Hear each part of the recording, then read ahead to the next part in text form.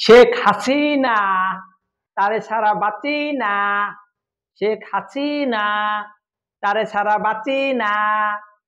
এই শেখ হাসিনা তারে ছাড়া বাঁচি না 17 বছর ধরে হয়েছে, কিন্তু এখন হঠাৎ বন্ধ হয়েছে। তাকে আমি কোনো ইঙ্গিত করে বলছি না। মূলত শেখ হাসিনা আদালত অবমাননার কারণে তাকে 6 মাসের কারাদণ্ড দিয়েছেন।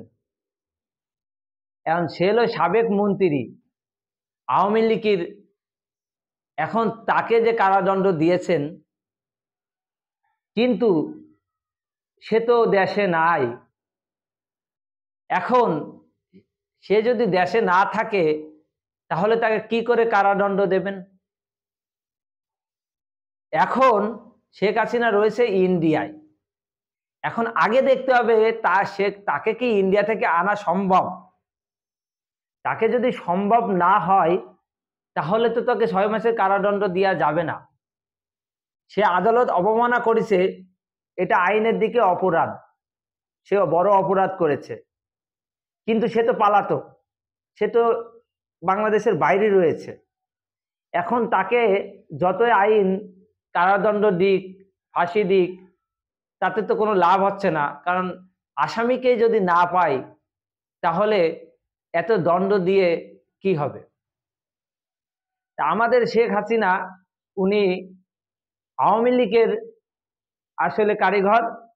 সে আওয়ামী লীগের বংশ বাংলাদেশে রেখে সে ইন্ডিয়ায় মূলত রয়েছে। আর সে প্রচুর পরিমাণ বাংলাদেশের উন্নয়ন করেছেন।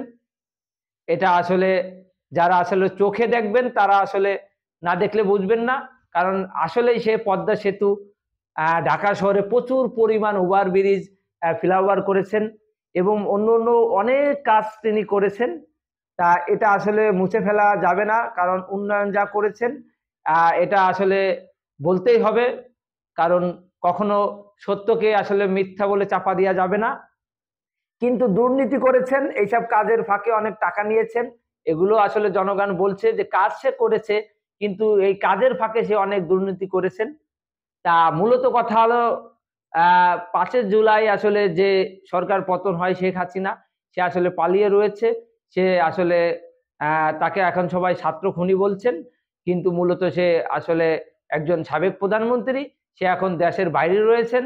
তাকে আসলে আইনের আওতায় আনার জন্য অনেক চেষ্টা করা হচ্ছে।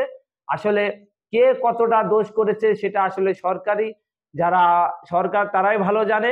আমার যতটুকু বলার সেটা হলো, শেখ হাসিনা আসলে আইনকে অবমাননা করার জন্য তাকে যে 6 মাসের কারাদণ্ড দিয়েছে, এটা আসলে আইন অবমাননা করলে এটা দিয়ে আইন দিয়ে থাকে, এটা আসলে স্বাভাবিক।